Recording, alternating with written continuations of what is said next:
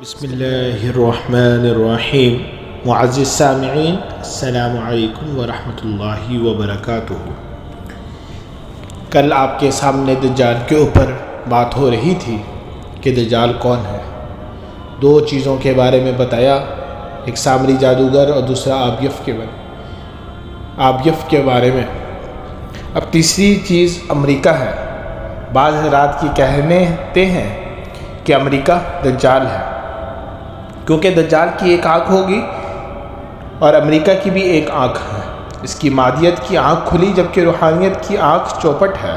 وہ مسلمانوں کو ایک نظر سے اور غیر مسلموں کو دوسری سے دیکھتا ہے۔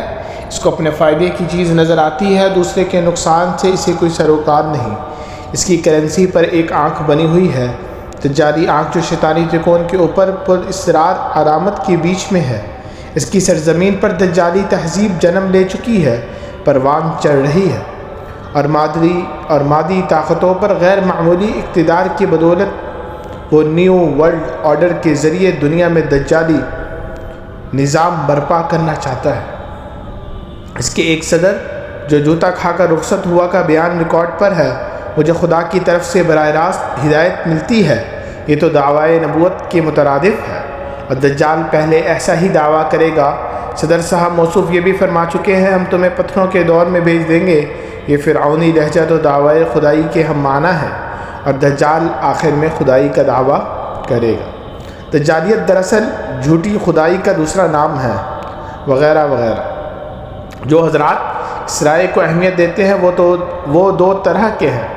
نمبر ایک، کچھ تو احادیث کا علم نہ ہونے اور غلط فہمی کی بنا پر ایسا سمجھتے ہیں، ان کے پیش نظر کوئی غلط مقصد نہیں، یہ لوگ معذور ہیں۔ نمبر دو، کچھ جان بوجھ کر کسی خاص مقصد مثلا یہودیت کی خدمت اور مسلمانوں کو دجالی فتنے سے بے خبر رکھ کر دجال کی راہ ہموار کرنے والے کے لیے ایسا کرتے ہیں۔ یہ خود دجال ہے، کیونکہ حدیث شریف میں آتا ہے کہ دجال اکبر سے پہلے 30 چھوٹے دجال نکلیں گے۔ ایک حدیث میں تو 70 سے کچھ اوپر دجالوں کا ذکر ہے۔ دونوں باتیں اور دونوں عادات اپنی جگہ درست ہیں۔ کچھ دجال بی کیٹیگری کے ہوں گے، کچھ سی کیٹیگری کے۔ پہلے 30 ہوں گے، دوسری قسم 70 سے کچھ اوپر ہوگی۔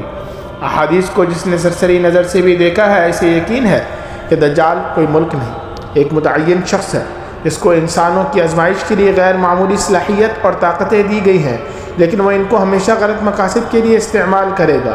حضرت مولانا ابو الحسن علی ندوی رحمۃ اللہ علیہ دجال اور دجالیت پر اپنی مشہور کتاب معرکہ ایمان و مادیت کے صفحہ نمبر 135 پر فرماتے ہیں، جن احادیث میں دجال کا ذکر آیا ہے اور اس کے اوصاف و علامت بیان کیے گئے ہیں، وہ تواتر معنوی کی حد تک پہنچ چکی ہے۔ ان میں اس بات کی صاف وضاحت ہے کہ وہ ایک معین شخص ہوگا جس کی کچھ معین صفات ہوں گی، وہ ایک خاص اور معین زمانے میں ظاہر ہوگا جس کی صحیح تاریخ اور وقت سے ہم کو آگاہ نہیں کیا گیا۔ نیز ایک معین قوم میں سے ظاہر ہوگا جو یہود ہے، اس لیے ان تمام وضاحتوں کی موجودی میں نہ اس کی انکار کی گنجائش ہے نہ ضرورت۔ احادیث میں اس کا بھی تعین کر دیا گیا ہے کہ وہ فلسطین میں ظاہر ہوگا، وہاں اس کو عروج و غلبہ حاصل ہوگا۔ در حقیقت فلسطین وہ آخری سٹیج ہے جہاں ایمان و مادیت اور حق و باطل کی یہ کشمکش جاری ہے اور منظر عام پر آنے والی ہے۔ ایک طرف اخلاقی اور قانونی حقوق رکھنے والی قوم ہے جن کا سب سے بڑا ہتھیار اور سب سے بڑی دلیل یہ ہے کہ وہ دین اور دعوت الی اللہ کے حامل ہیں اور انسانیت کی فلاح اور مساوات کے داعی ہیں۔ دوسری طرف وہ قوم ہے جو ایک خاص نسل اور خون کے تقدس و برتری کے قائل ہے اور پورے عالم اور انسانیت کے سارے وسائل کو اس نسل اور عنصر کے اقتدار و سیادت کے اندر لے آنا چاہتی ہے، اور فنی صلاحیتوں اور علوم طبعیہ کے وسائل و ذرائع کا بہت بڑا ذخیرہ اس کو حاصل ہے۔ انسانیت کے اس حقیقی اور فیصلہ کن معرکے کے آثار مشرقی عربی اور مشرق اسلامی کے افق پر اب ظاہر ہو چکے ہیں، اور حالات و واقعات وہ مناسب فضا اور ماحول تیار کر رہے ہیں جس میں یہ کہانی اپنے سچے کرداروں کے ساتھ دہرائی جائے گی۔ خلاصہ کلام یہ ہے کہ اگرچہ امریکہ کی دجالی خصوصیات میں شک نہیں، لیکن وہ دجال نہیں، البتہ امریکہ کی تہذیب جو سراسر مادیت پرستی پر قائم ہے، دجالی تہذیب ضرور ہے۔ بلکہ دجال اپنے ظہور کے بعد جو کام دنیا میں کرے گا، امریکی استعمار یہود کے ورغلا نے دجال کو سچا نجات دہندہ سمجھ کر اس کی راہ ہموار کر رہا ہے۔ دجال کو حقیقی آسمانی خدائی کے مقابلے میں فرضی زمینی خدائی کے لیے جو وسائل درکار ہیں، صرف امریکہ ہی نہیں بلکہ پورا مغرب انہیں مہیا کرنے کے لیے دن رات سائنسی تحقیقات میں لگا ہوا ہے، اور یہودی سائنسدانوں کے ساتھ مل کر نئے حیرت انگیز چیزیں ایجاد کر کے اس کی عالمی حکومت کی بنیادیں مضبوط کرنے میں اپنا سارا زور لگا رہا ہے۔ لیکن اس سب کچھ کے باوجود امریکہ دجال نہیں، کیونکہ دجال کسی ملک یا حکومت کا نام نہیں، ایک متعین شخص کا نام ہے۔ آئیے ذرا ایک نظر ان احادیث پر جن سے صاف معلوم ہوتا ہے کہ دجال اکبر مسیح کاذب ایک مخصوص حلیہ رکھنے والا انسان ہوگا۔ حدیث میں مسلم شریف کی حدیث ہے کہ وہ دجال مسیح کاذب ایک نوجوان مرد ہوگا، اس کے بال چھوٹے اور گھنگریالے ہوں گے، اور وہ ایک آنکھ سے نابینا یعنی کانا ہوگا۔ اور دوسری صحیح بخاری کی حدیث ہے کہ رسول مقبول صلی اللہ علیہ وسلم نے ایک دفعہ خواب میں دیکھا کہ وہ کعبے کا طواف کر رہے ہیں کہ اس دوران انہیں دجال دکھایا گیا۔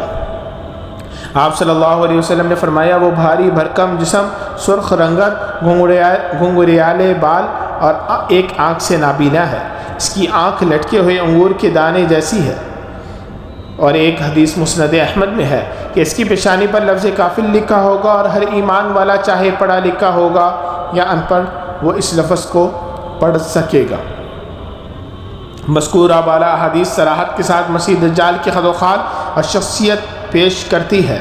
ان کے مطابق دجال ایک نوجوان ہوگا، وہ تنومند اور بھاری بھرکم ہوگا، اس کا رنگ سرخ ہوگا، اس کے بال گھنگریالے اور بہت چھوٹے کٹے ہوئے ہوں گے، اس کی دونوں آنکھوں میں عیب ہوگا، وہ ایک آنکھ سے اندھا ہوگا، اس کی دوسری آنکھ اس طرح ہوگی جیسے انگور کا لٹکتا ہوا دانہ، اس کی پیشانی پر دونوں آنکھوں کے درمیان لفظ کافر لکھا ہو۔ نیٹو کی جو ٹیکنیک خلیج کی جنگ اور کوسو کی جنگ میں استعمال ہوئی، ان پر لفظ کفر لکھا ہوا تھا۔ ہر ایمان والا چاہے پڑھا لکھا ہو یا ان پڑھ، لیکن وہ کافر کا لفظ اس کی پیشانی پر لکھا پڑھ لے گا، جبکہ کافر آکسفورڈ کا گریجویٹ ہو یا ہارورڈ کا ماسٹر، وہ یہ لفظ نہیں پڑھ سکیں گے۔ اسے ایمان کی برکت اور کفر و نفاق کی نحوست کے علاوہ اور کیا نام دیں؟ جو جتنا زیادہ عصری تعلیم یافتہ ہوگا وہ اتنا ہی اس کے چنگل میں پھنسے گا، کیونکہ عصری تعلیم عقلیت پسندی سکھاتی ہے۔ جو جتنا سیدھا سادہ واجبی دینی تعلیم والا مومن ہوگا وہ اس سے اتنا ہی محفوظ رہے گا، کیونکہ دینی تعلیم عقلیت کی پار دیکھنے کی صلاحیت پیدا کرتی ہے، روحانیت سکھاتی ہے۔ اب یہ لفظ کس انداز میں لکھا ہوگا، تجریدی انداز میں ہوگا یا قابل ادراک انداز میں، اس کو خدا ہی بہتر جانتا ہے۔ ہمیں اس تجسس میں پڑھنے کے بجائے اس کی فکر کرنی چاہیے کہ ہم اس کے فتنے سے محفوظ رہیں، وہ ہمارا ایمان خراب نہ کر سکے۔ اس کا طریقہ ہمارے سچے خیر خواہ حضور پاک صلی اللہ علیہ وسلم نے بتایا ہے۔ بات دور ہوتی چلی گئی، بحث یہ ہو رہی تھی کہ دجال کسی ملک یا تہذیب کا نام نہیں، یقینی طور پر ایک انسان کا نام ہے جو کچھ اضافی صلاحیتوں اور حیوانی جبلتوں کا مالک ہے۔ اللہ تعالیٰ نے انسانیت کی آزمائش کے لیے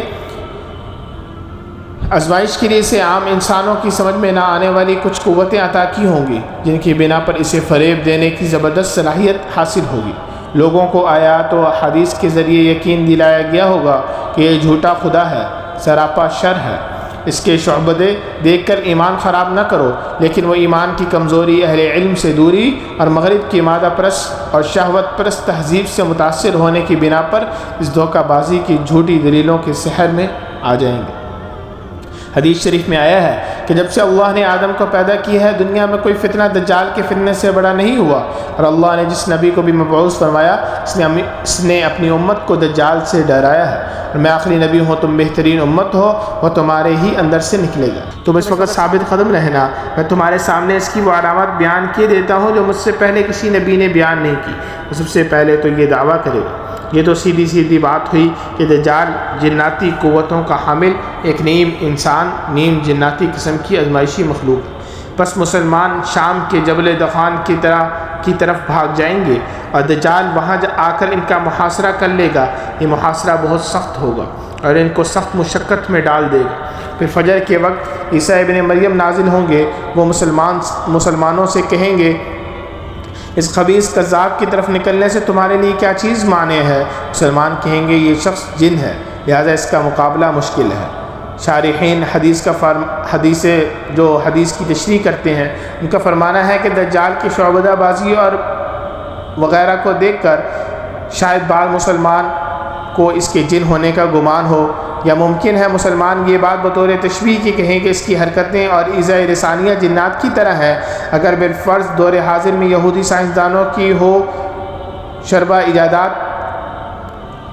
سائنسدانوں کی ایجادات اور محیر العقول تجربوں کے تناظرے میں دجالی شخصیت کو دیکھنا چاہیں تو دجال کی تصویر کچھ یوں بنتی دکھائی دیتی ہے۔